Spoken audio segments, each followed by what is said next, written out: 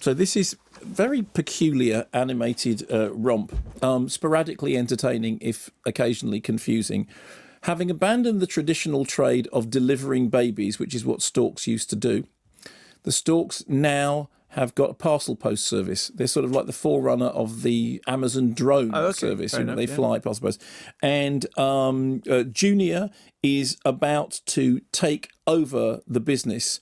But before he'll be able to do that, he has to deal with the orphan who ended up growing up in the Stork Sky Factory, which used to make babies, but now makes parcel deliveries. Mm-hmm.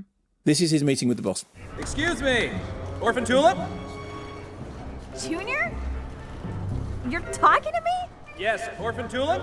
No, it's just that you never talk to me. Well, yeah, that's changing starting today, Orphan Tulip. Oh, Tulip is just fine. Orphan hurts my heart. I have so many questions to ask you. Why don't you come down and we can talk all day? Okay, I will be down, as will my friends. We are going to fly right down. What? No, that's a quail, an emu, there's a chicken, they cannot fly. Yeah, until now.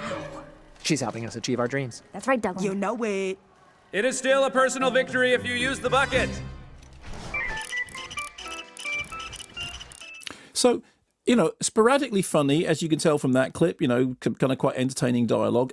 I have to say, it is one of those films in which, you think about Sausage Party, in which the setup is food, comestibles, has a life of its own, and they're terrified of being taken out into the outside world where it turns out they're going to be eaten. Or you think of that film, a bee movie, in which a bee that talks has to convince a human being to stop stealing the honey.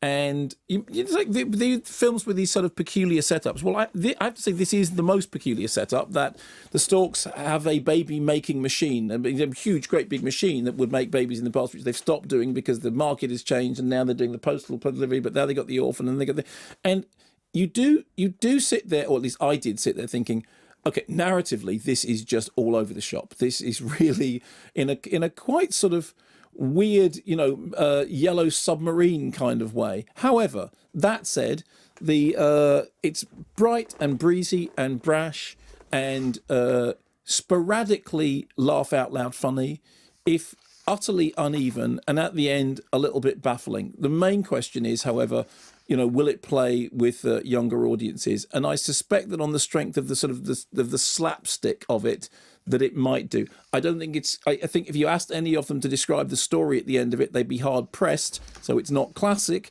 It's kind of okay with intervals of fun.